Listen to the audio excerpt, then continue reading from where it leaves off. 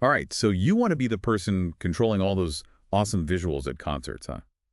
We're talking about performance video operators, the folks behind those mind-blowing light shows and effects. Today, we're diving deep into how to totally nail that interview and land your dream gig. It's where creativity meets serious technical chops, and we're going to make sure you're totally prepped for anything those interviewers throw your way. We've got a stack of career guides, interview guides, even some inside info on how RoleCatcher's AI can give you a major advantage. Ready to jump in? Let's do it. Okay, so this career guide is awesome. It describes a performance video operator as a conductor of the visual experience. But what does that actually mean? What do they really do? It's like this, imagine you're the one making the artistic vision come to life through video. You're in control of the projected images, the lighting effects, those cool special effects, basically everything the audience sees during a performance. But it's not just about pressing buttons. You're working super closely with designers, the performers, the whole tech crew to ensure everything flows smoothly. Okay, so you're like the maestro of the visual symphony. That sounds intense.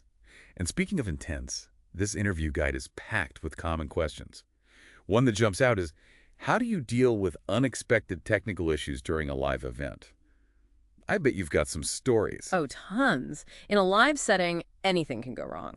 Maybe the video feed goes down, or a projector decides to overheat right before a big moment. You gotta be ready. This question.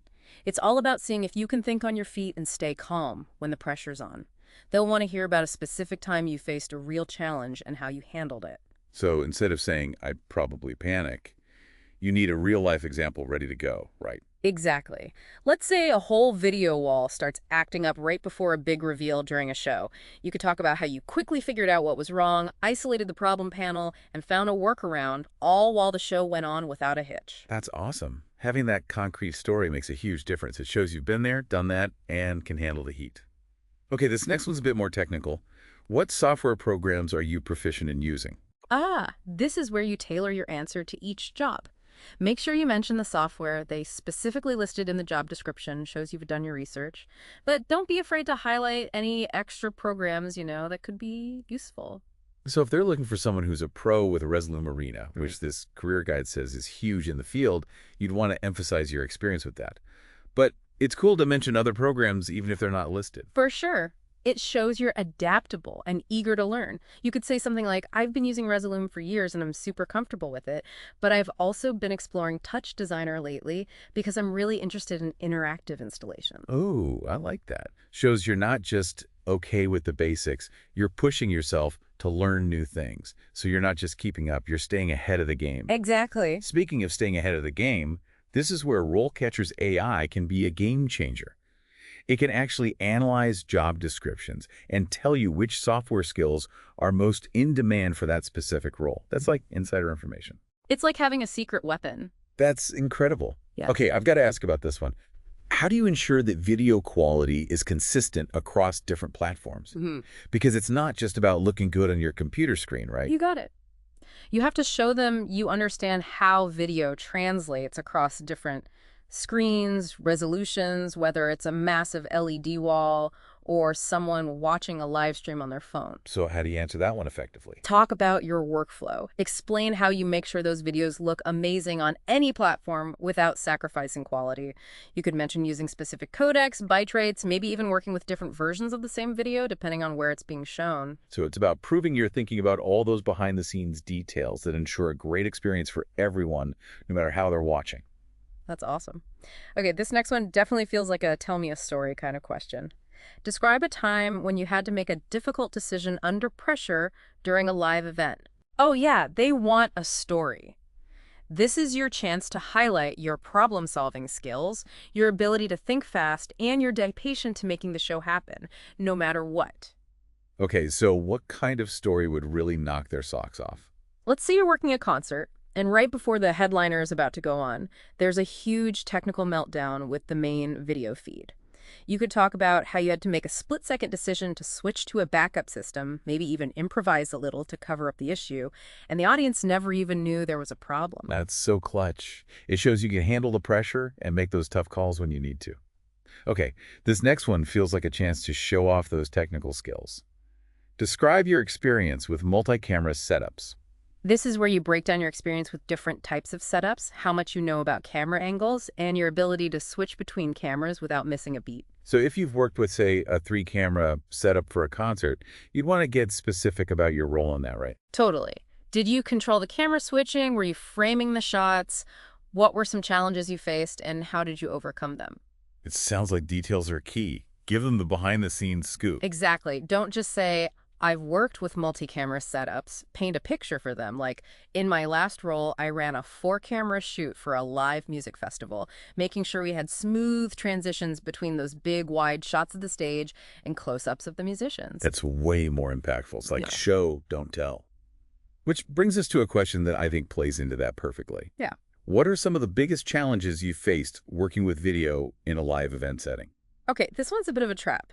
They want to see if you can talk about challenges without sounding negative or like you're blaming others. So no complaining about the time the projector died 5 minutes before the curtain call. Exactly. Instead, focus on a specific challenge and what you did to overcome it.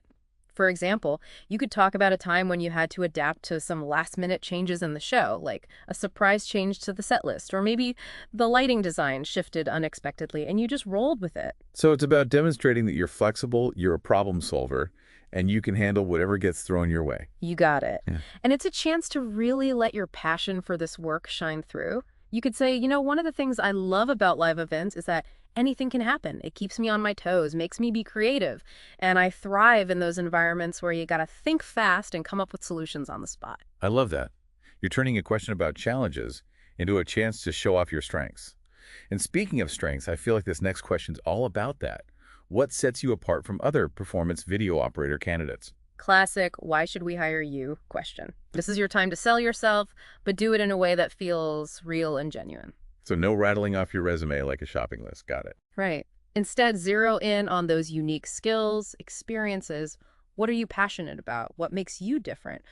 What can you bring to their team that no one else can? So if you're amazing at visual storytelling, or maybe you have this knack for creating these totally immersive experiences, this is when you let them know. 100%. You could say something like, I think my superpower is connecting with the audience on an emotional level through the visuals I create. I'm not just pressing buttons, I'm crafting an experience. Ooh, I like that. You're an artist, not just a technician. There you go. Powerful message. Speaking of powerful messages, how can RoleCatcher help candidates prep for this kind of sell yourself question? It's super useful here. RoleCatcher's AI can take a look at your skills, your experience, and compare it all to the specific job description.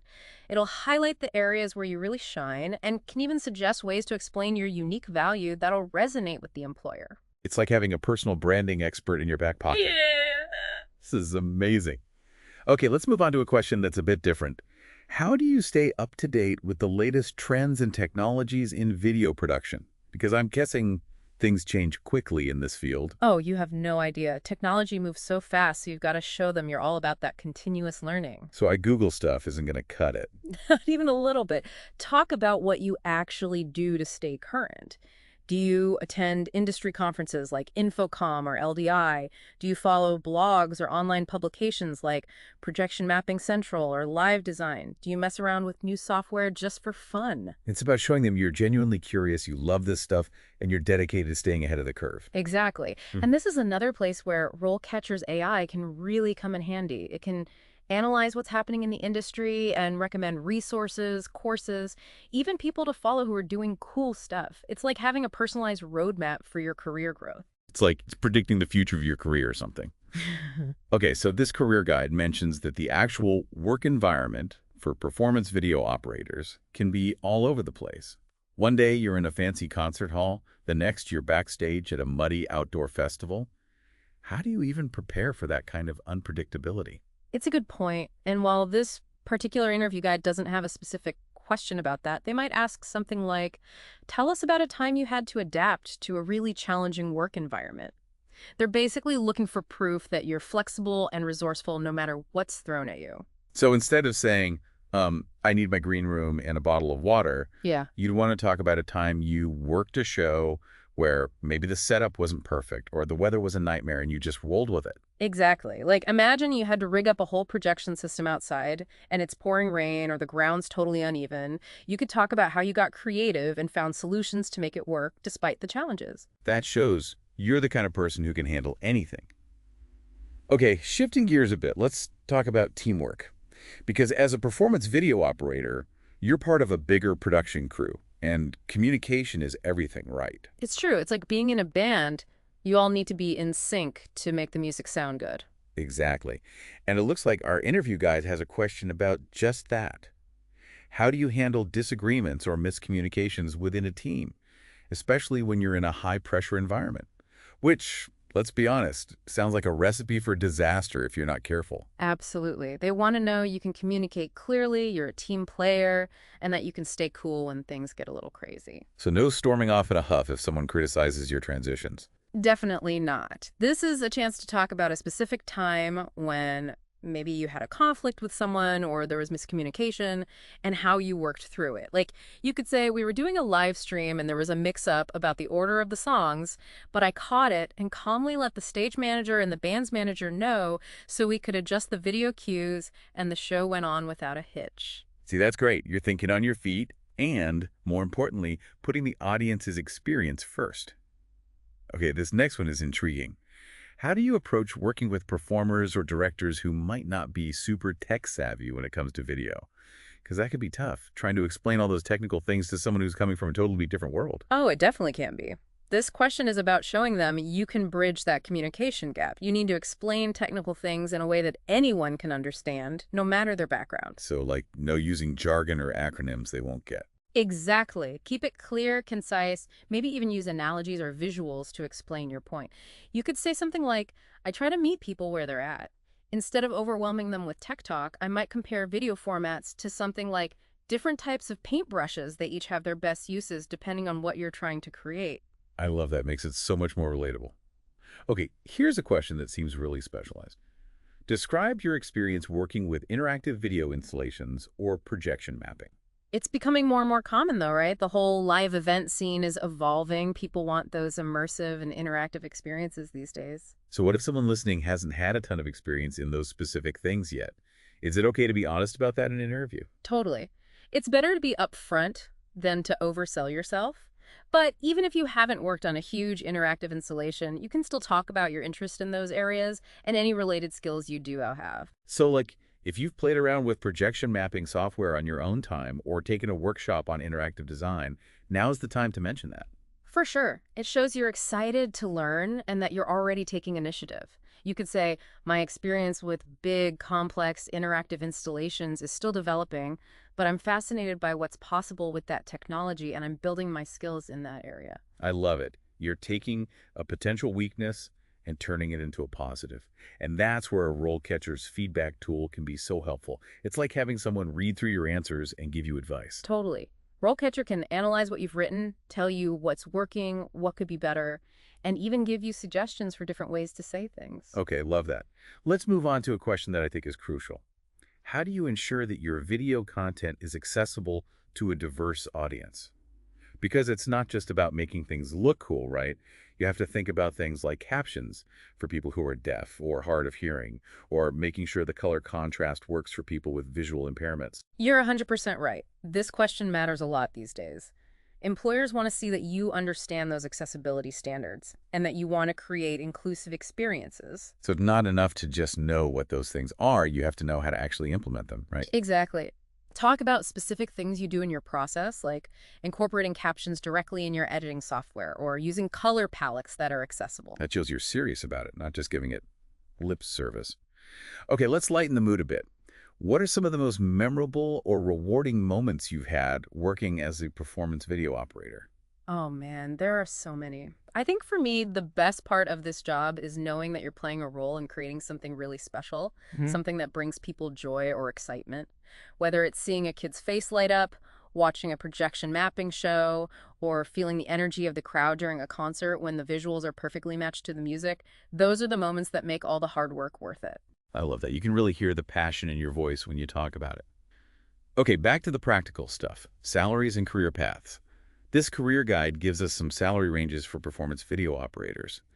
But how should candidates handle that tricky question about salary expectations in an interview? Good question. It's one that makes a lot of people nervous, but the key is to do your homework first.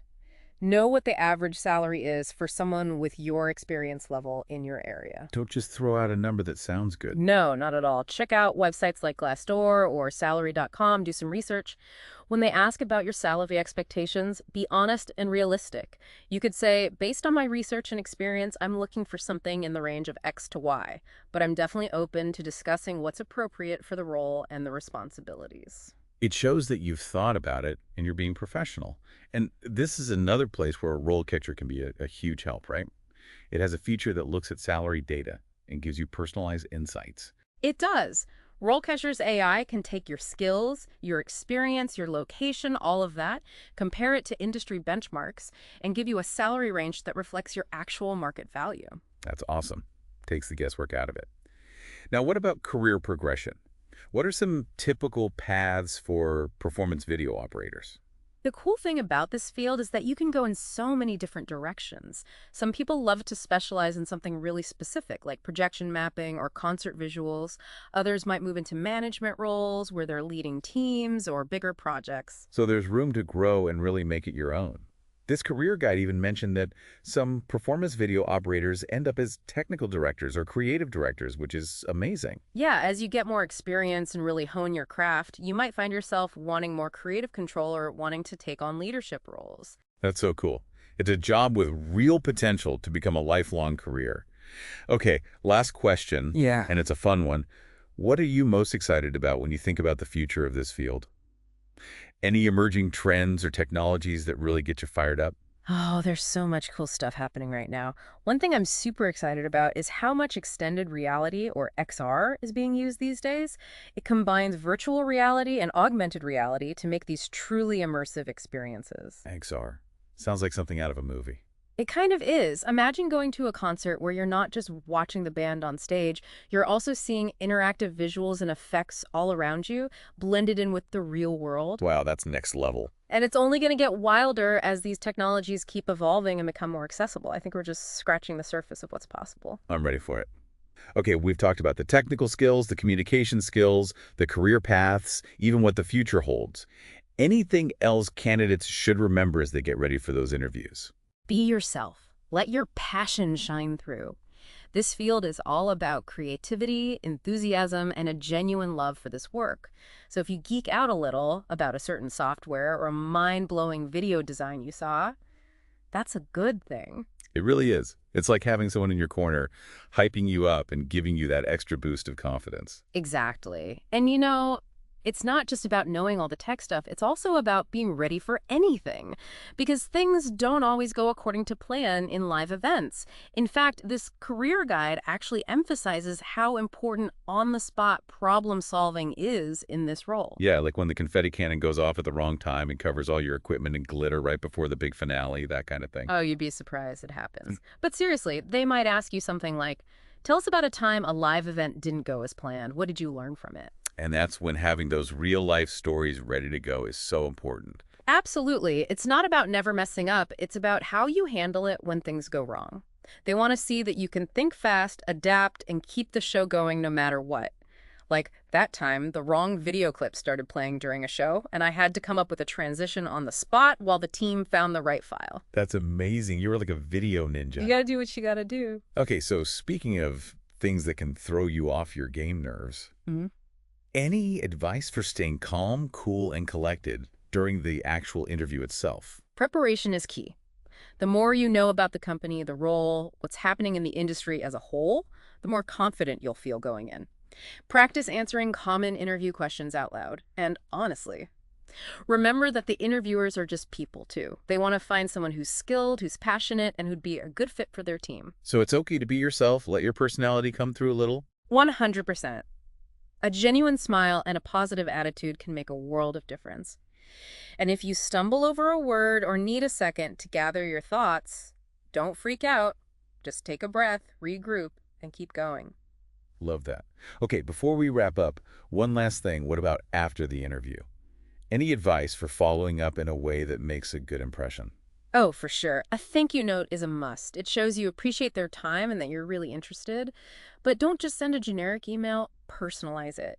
Mention something specific that you talked about, like a project they mentioned that you're curious about, or a question they asked that really got you thinking. So show them that you were really present and engaged in the conversation. Exactly. And if you haven't heard back in a week or so, it's okay to send a quick, polite follow-up email, just reiterating your interest and maybe asking about the timeline for their decision. Right, because sometimes things get lost in the shuffle. It never hurts to gently remind them that you're still here and excited about the opportunity. Couldn't agree more. This has been incredible. We've covered so much ground, from the technical stuff to interview skills to what it's like to actually work in this field.